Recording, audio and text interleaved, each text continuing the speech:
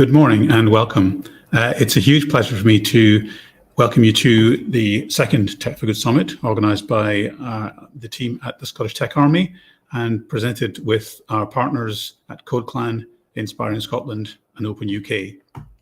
This is an event that we'll be looking forward to for a long time now. We've got a tremendous lineup of panelists and presenters. We're really looking forward to sharing this with you. And so I'm going to go through some introductory remarks to set the scene for today. So very much welcome to today and looking forward to all your feedback as we go through today. So first of all, just to start off with a bit of a timeline.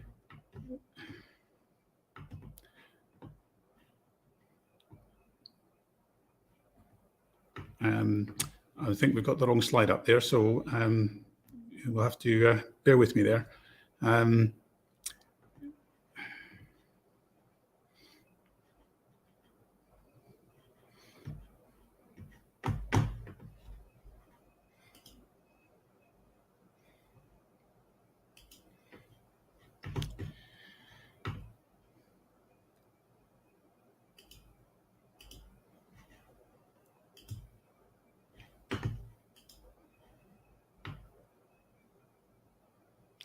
Okay, sorry about that slight hiccup.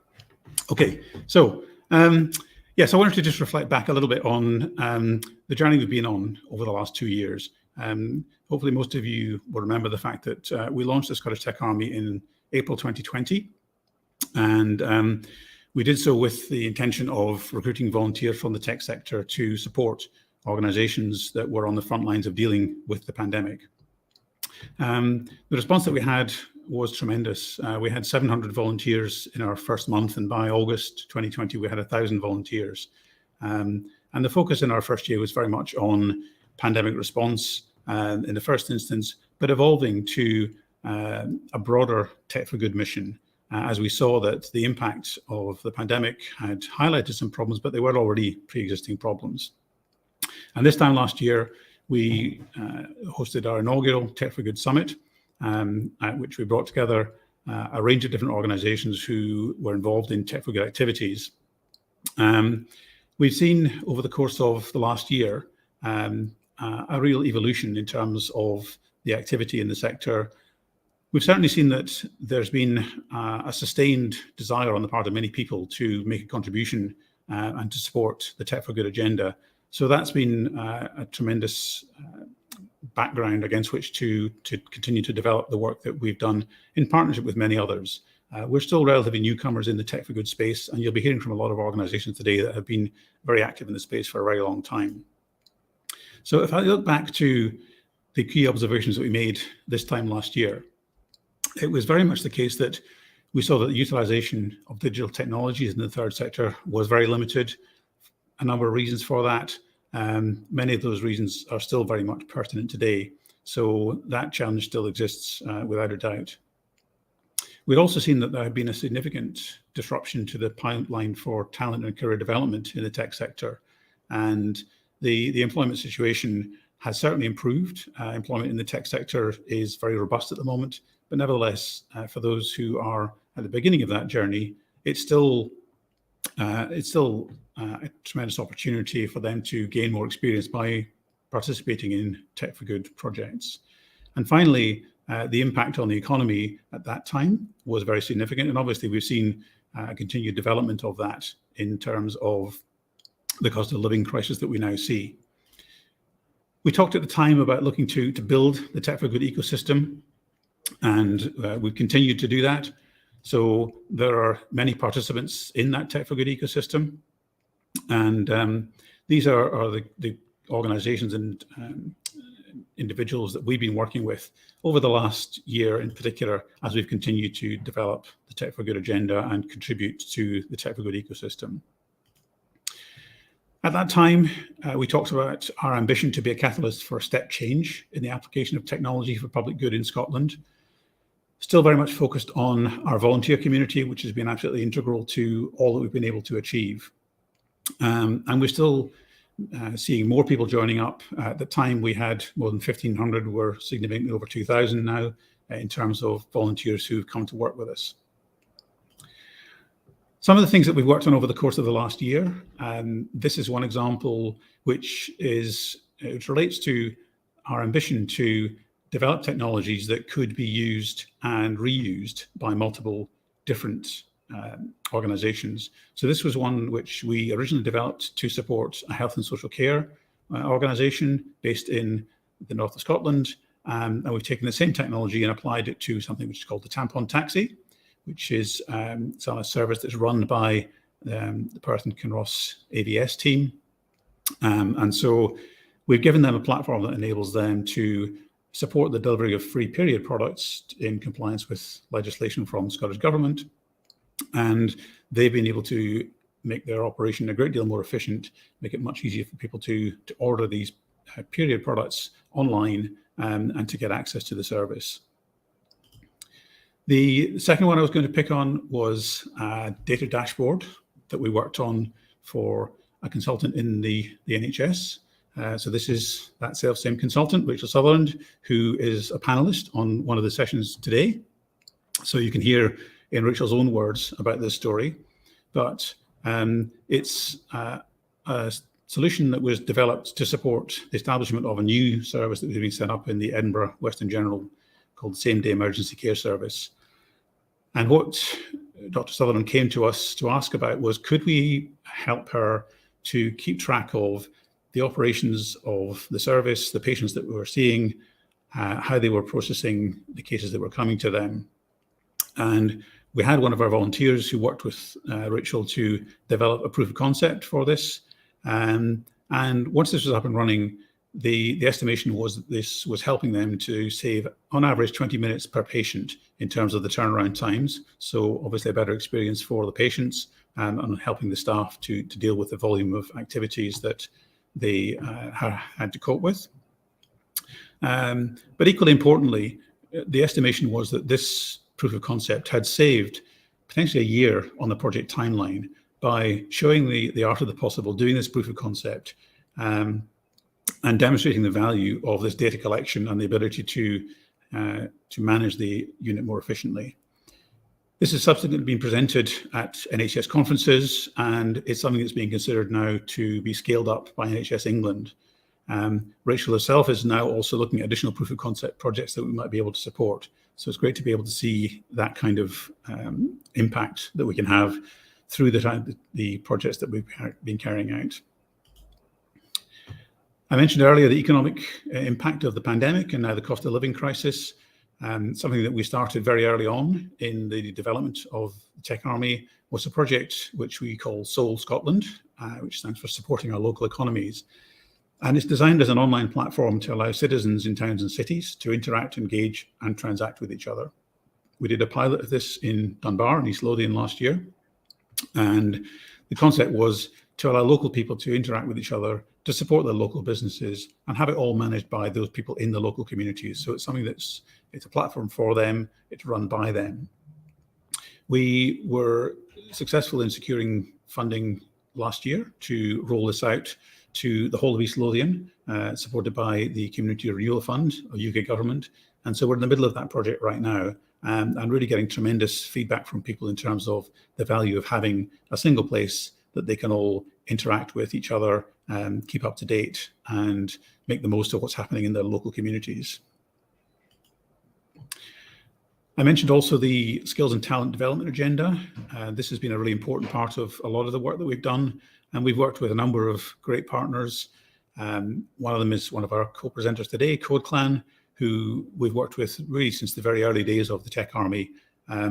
We've had many, many Code Clan graduates who've come in as volunteers to the Tech Army and who've made a tremendous contribution to the work that we've done. But we've also developed partnerships with New College Lanarkshire, the Open University, Glasgow Caledonian University, and this is definitely an area that we continue to focus on.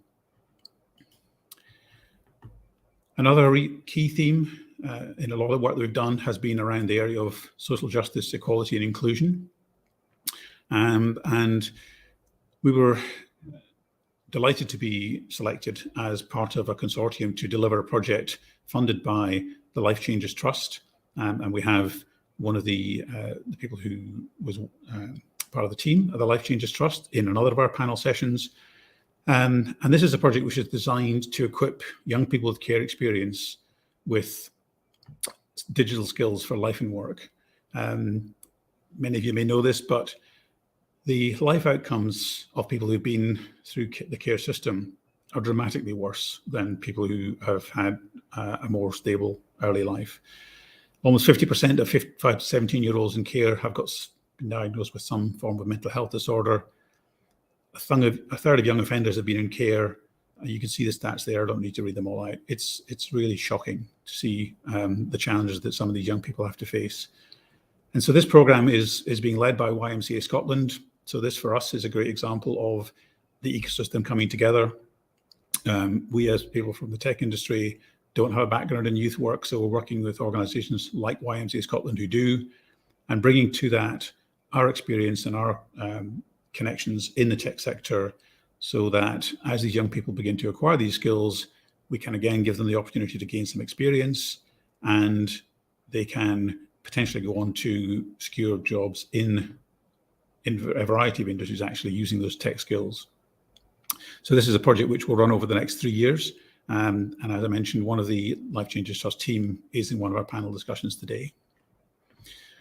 So when we talk about tech for good, what do we mean? It's a fairly all-encompassing term, and the definition of that varies depending on who you speak to. I did come across a definition in a Tech Nation report, which I thought was quite pertinent.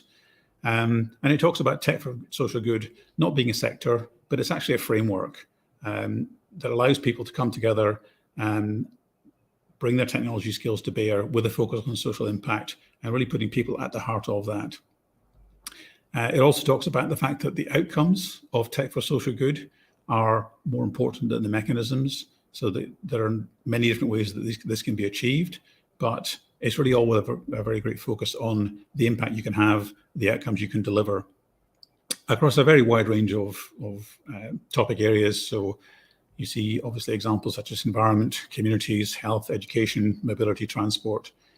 And in the Tech Nation report, they talk about organizations in this space are establishing a sense of identity. There's definitely a coming together of organizations that are active in the space. We're very keen to be an active part of that and to help with the development of that ecosystem. And I'll talk in a few minutes just about how we plan to take that forward to what we consider to be the next level. Again, in that same report, the estimate was that there are around 1,000 tech for social good companies in the UK. Roughly half of them are what they call profit and purpose companies. So these are commercial enterprises who have a social good component built into their product or their service offering. The other half are not-for-profit companies, such as Scottish Tech Army, who are not-for-profit organisations seeking to deliver outcomes through tech for social good. So, about 1,000 companies, but that's actually a really small part of the tech industry in the UK. It's reckoned that it's less than 0.5% of the total number of tech companies in the UK. And you can see on the right here a chart of the size of those companies. So you can see companies that are less than 5 employees is the biggest single category. And you can see there's a very heavy skewing towards the smaller companies. So there's lots of companies out there who are very active, doing some very innovative things, but they still tend to be at the smaller end of the scale. We are definitely seeing the impact and a greater readiness of charities to adopt technology solutions. Many of the organisations that we worked with as the Scottish Tech Army have adopted technologies that are new to them, and they've really started to understand the benefits of that. But if you look at the gross value add of the UK tech industry as a whole, it was estimated to be 42 billion in 2021. So 1% of that would be 420 million. So why do I say 1%? Why do I pick that number? Well, what I'd like to do now is to show you a video which was commissioned by Salesforce, but talks about the Pledge 1% movement. So play the video for you, and then I'll resume in a few minutes' time. What will it take to change this planet we all share? Too much, right? Well, is 1% too much? 1% of an 8-hour workday is about 5 minutes. But over a year, that's 20 hours. What if we all gave 1%? What would that look like? What if everyone at your company spent 1% of their work time volunteering for a cause they really cared about? What if your company gave 1% of your product to those in need?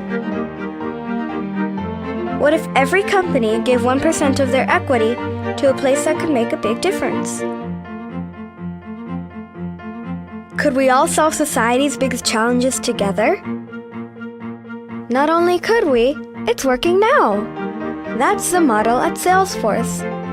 Salesforce donates 1% of their time, product, and financial resources to organizations doing good in the world. It's called the 1% model, and if only 1% of you watching this today does this at your company, you will help make a significant difference.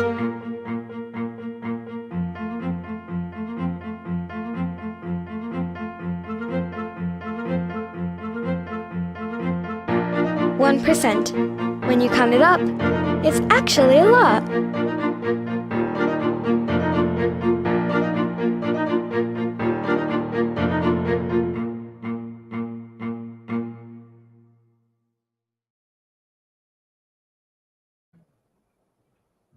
Okay, so that's the Pledge 1% model. The video obviously came from Salesforce.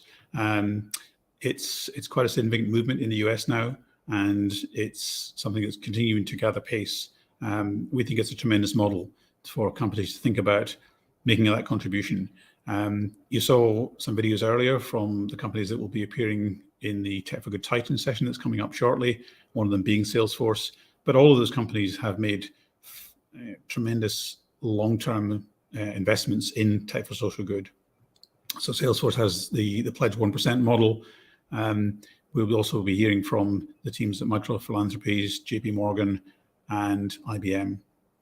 So moving on, all of this is leading up to something that we're really delighted to be able to introduce today, which is a new initiative that we're launching and that we will be taking a very active part in leading, the Tech for Good Alliance.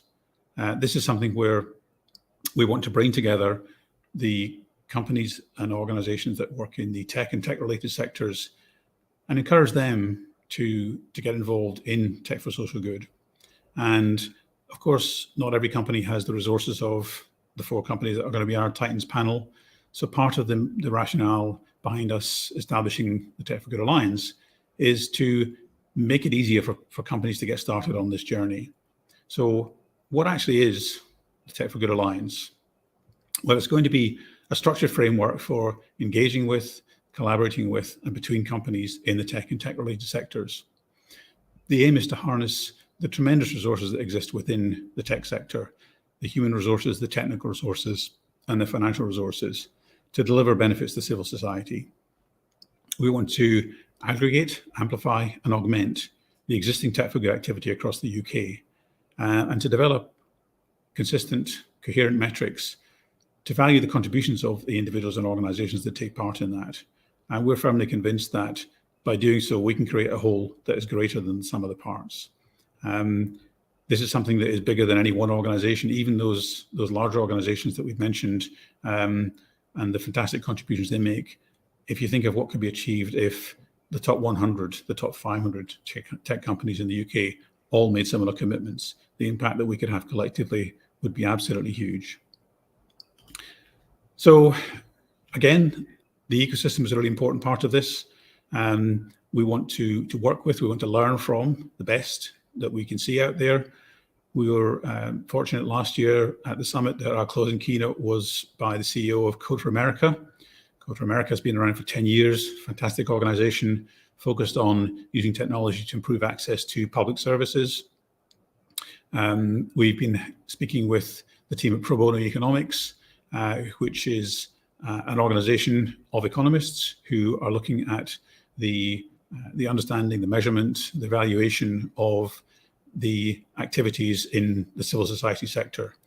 Just around this time last year, we had actually pointed towards a podcast by someone called Andy Haldane, who was one of the founders of Pro Bono Economics. And he talked about creating a platform to build a bridge between the tech sector and civil society. So we're really looking forward to bring the very different skill sets that Pro Bono Economics brings into this Tech for Good Alliance initiative that we're talking about. We've also got the partners that are co-presenting with us today, so Inspiring Scotland, Open UK, and CodeClan, whose logo seems to have gone for a short break. But we're also talking with an organization in North America called Venture to Impact. We're very closely engaged with the Digital Poverty Alliance here in the UK. And again, one of the leading lights in the Digital Poverty Alliance, Freddie Queck, is on one of the panels that you can see later on today. So what form will this Tech for Good Alliance take? Well, we've developed a model, which is the 6 Ps. And so I'm just going to talk you through how we see that all working. First of all, there will be 3 main pillars, and these are what we're describing as the areas of focus for Tech for Good delivery by the ecosystem. In each of those pillars, we envisage there being a number of projects, and they will be delivered through a series of partners, which are organizations that are already active in one of these pillars. So these are organizations that have a track record of delivery. They understand the communities they serve very deeply. They've got a track record of delivery, and we can be confident that these organizations can take the outputs of these Tech for Good projects and really use them to make a tremendous difference. The participants, the members of the Alliance, will be the companies committing as Tech for Good Alliance members to deliver that social value. We also have a pool of volunteers, as we have had since the early days of the Scottish Tech Army. So all these individuals who have stepped forward, stepped up, who want to make a contribution, and who would also be part of running these Tech for Good projects and delivering them. And ultimately, all this will come together to create a platform, which is a number of components that will be supporting all of those pillars. And that could be things like an open source repository of solutions. So I talked earlier about the solution that we developed for management of PPE that we've taken on to the Tampon Taxi service, the period products delivery service. So the idea being that if we can collate the solutions that have been developed and make them available more widely, then we can have much greater impact for far less effort. All of the projects that we've delivered as the Scottish Tech Army over the last 2 years have been made available as open source. We need to do a better job of making people aware of that and making it more accessible to them. So again, that's part of what we see happening in the Alliance. In terms of the companies that would join the Tech for Good Alliance, what will this mean to them? Well, there are a number of elements that we see that will be of value to them.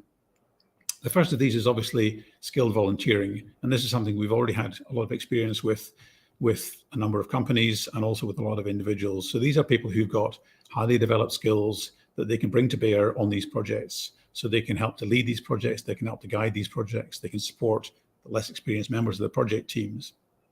And a lot of companies have got volunteering programs in their organizations now. So they've said to their staff, you can spend a given amount of time, and we've seen anything from 1 day a year to 10 days a year, doing volunteer work. But what we actually see is that those are relatively poorly adopted. And that's partly because people are just really busy, but also we believe it's partly because people find it hard to find the opportunities to use their specialist skills in a way that can make the greatest impact. So the Tech for Good Alliance will provide a mechanism that will allow them to do that.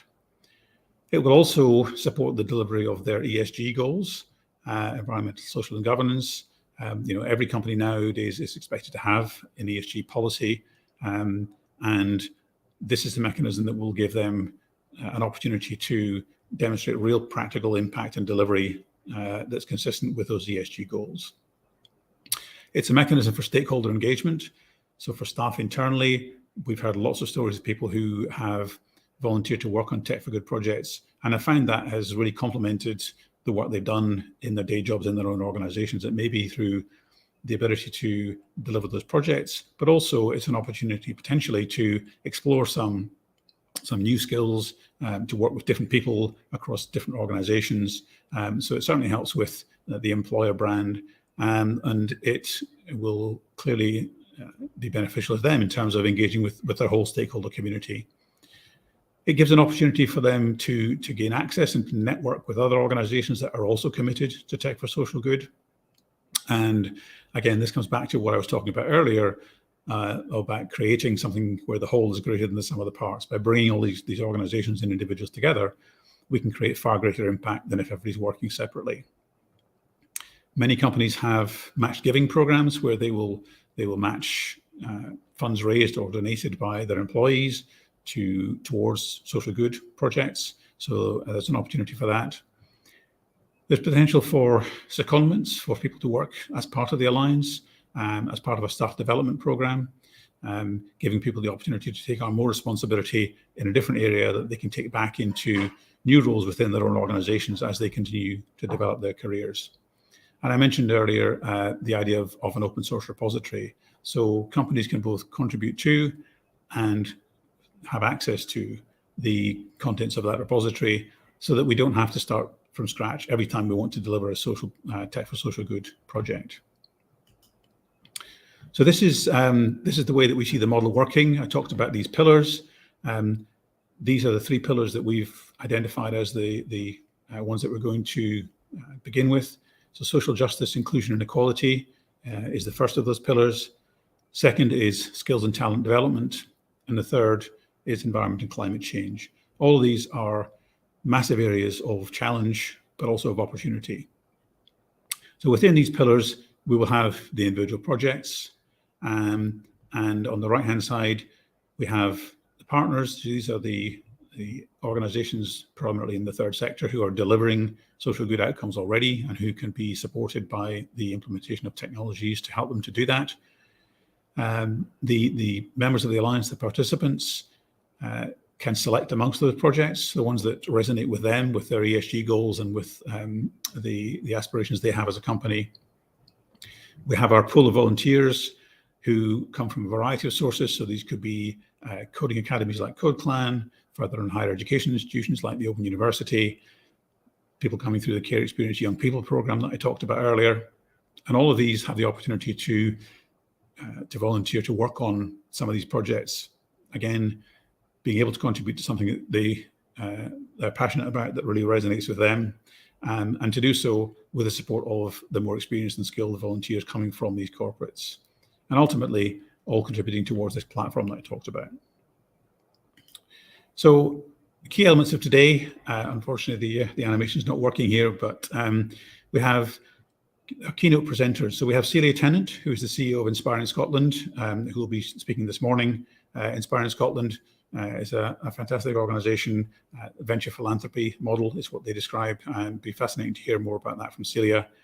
Ali Marano, who was the founder of the Tech for Social Good program within JP Morgan and has led it for the last 10 years. I talked about our Tech for Good Titans panel, the 4 companies that we see as real exemplars of the commitment and investment to Tech for Good that has already made a tremendous difference. The estimate from JP Morgan is that their program impacts 1 million lives in a positive way every year. IBM has an aspiration to upskill 30 million people in digital skills by 2030. So really big, ambitious goals. And so these are organizations that we can undoubtedly all learn from. We have what we call our avenues of exploration. So these are panel discussions. I can let you into a secret. They've been pre-recorded. So we've had the opportunity to see some of them, some really, really fantastic insights from the members of those panels. So lots to get your teeth into there. We'll also be running what we call the Volunteers Assemble Challenge. So this is an interactive session. We'll have 3 teams looking to brainstorm solutions to 3 problems that have been submitted to us. And they'll be coming back later in the day to give their plenary pitches to give us an idea of how they've got on with that.